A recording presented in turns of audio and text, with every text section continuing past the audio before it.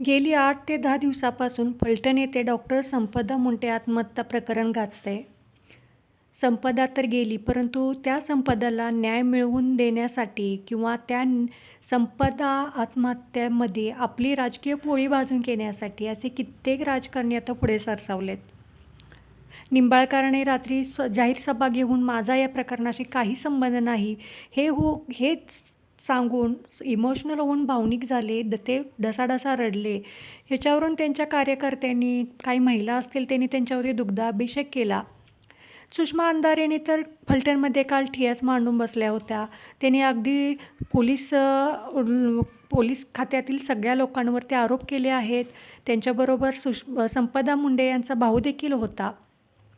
परंतु संपदा मुंडे यांची आत्महत्या झाली आहे खरी, परंतु याचा फायदा राजकारणी त्यांच्या स्वार्थासाठी कशी करून घ्यायला लागले आहेत हे महाराष्ट्रातील जनतेने जरा डोळं उघडून बघावं. कारण बिचारी संपदा तर गेली. एखाद्या गरीब कुटुंबातून आलेली संपदा, शेतकरी कुटुंबातून आलेली, MBBS होते, लोकांची सेवा करण्यासाठी एक आरोग्य कर्मचारी म्हणून फलटण येथे रुजू होते. 2 वर्ष मानसिक दबावात ताणाखाली जाते आणि शेवटी असह्य होतं म्हणून आत्महत्या करते. एवढी शिकलेली मुलगी, एवढी डॉक्टर मुलगी आत्महत्या कशी काय करू शकते? याच्यामागं काही तर कारण असेलच ना.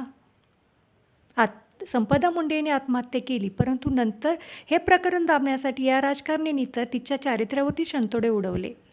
अरे, तिला न्याय जरी देता येत नसेल तर तिच्या चारित्र्यावरती शिंतोडे तरी उडवू नका ना. सुषमा अंधारेने तर फलटणमध्ये ठिय्या आंदोलनच केलं.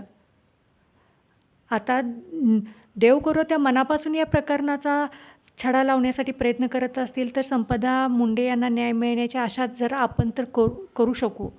परंतु प्रत्येक राजकारणी जर आपल्या स्वतःच्या स्वार्थासाठी जर या प्रकरणात जर उडी घेत असेल तर संपदाला न्याय या जन्मात तर मिळणार नाही. कारण आजकाल या महाराष्ट्राची परिस्थिती अशीच झाली आहे. महादेव मुंडे प्रकरण असेल, सुरेश देशमुख प्रकरण असेल, या दोन लोकांचा जो मर्डर झाला याच्यामध्ये देखील काही अधिकाऱ्यांची नियुक्ती करण्यात आली.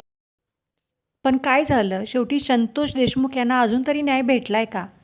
त्या महादेव मुंडेची पत्नी तरी न्यायासाठी वणवण हिंडते आहे. सुरेश देशमुखांची मुलगी तर 12वीत होती, परंतु आपल्या वडिलांना न्याय मिळावा म्हणून ही पोरगी रोज एका गावी जाऊन मोर्चे काढत होती. 12वीचं वर्ष असताना त्या मुलीवरती आपल्या वडिलांना न्याय मिळवून देण्यासाठी मोर्चे काढण्याची वेळ आली होती. परंतु ते प्रकरण देखील आता शांत झालं आहे. तसंच या संपदा मुंडे आत्महत्ये प्रकरण देखील शांत होणार आहे. कारण संतोष देशमुख यांच्या मारेकरांना अजून तरी काय शिक्षा झाली आहे? अजून ही केस कोर्टामध्ये चालूच आहे.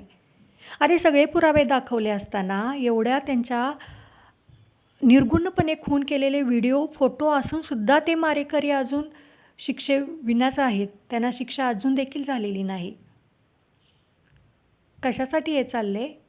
का तर प्रत्येक राजकारणी आपल्या पक्षाची बदनामी होऊ नये म्हणून प्रत्येक आरोपीला आपल्या पाठीशी घालतोय, प्रकरण दाबण्याचा प्रयत्न करतोय. हे काही नवीन नाही आणि संपदा मुंडे आत्महत्या प्रकरणात देखील हेच होत आहे आणि होणार आहे. थोडे दिवस हे आंदोलनं करतील, थोडे दिवस एकमेकावरती शिंतोडे उडवतील, परंतु हे नंतर मागं तसं पुढं असं होणार आहे.